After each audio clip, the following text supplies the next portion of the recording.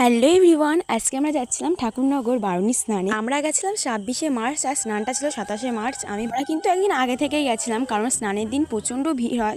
তো যাই হোক, এদিকে দেখি আমাদের গাড়িটাও চলে এসেছিল। তো তারপরে আমরা সবাই মিলে বেরিয়ে পড়েছিলাম ঠাকুরনগর যাওয়ার উদ্দেশ্যে। সবাই একে একে গাড়িতে ওঠে, দিদি আমি সবাই গাড়িতে উঠে পড়েছিলাম। তারপরে কিন্তু গাড়িটা ছেড়ে দিয়েছিল। এই গাড়িটায় জেঠু কাকা বাবারা ছিল, আর পেছনের গাড়িটা মা দিদিরা আসছিল। তবে হ্যাঁ, সবশেষে আমি একটা কথাই বলবো, তুমি যদি আবার আমাকে পাঠিও ঠাকুর, এই মতুয়া ঘরেই পাঠিও। তুমি আবার যদি পাঠাও ঠাকুর,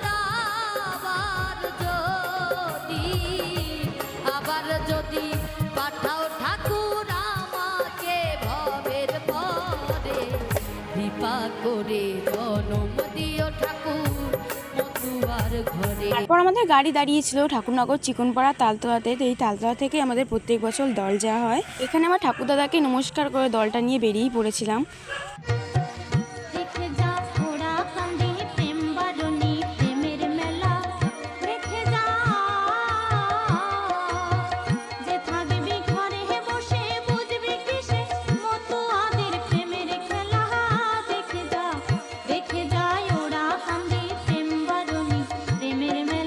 এই যে দলটা দেখতে পাচ্ছ, এই দলটা হলো আমার এক গুমার জেঠুদের দল। এই দলটা প্রায় 3:30 4টের দিকে ঢুকেছিল ভোরবেলা। আমাদের এই গুমার হাবড়ার দল আমরা মেলার মাঠে একসাথেই থাকি।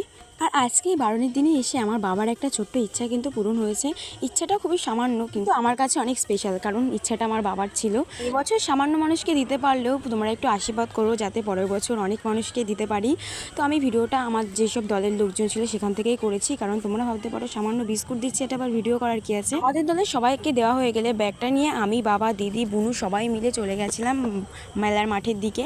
তো তারপরে সবাইকে বিস্কুটটা দিয়ে আমরা বাড়ি চলে এসেছিলাম। Thanks for watching, by.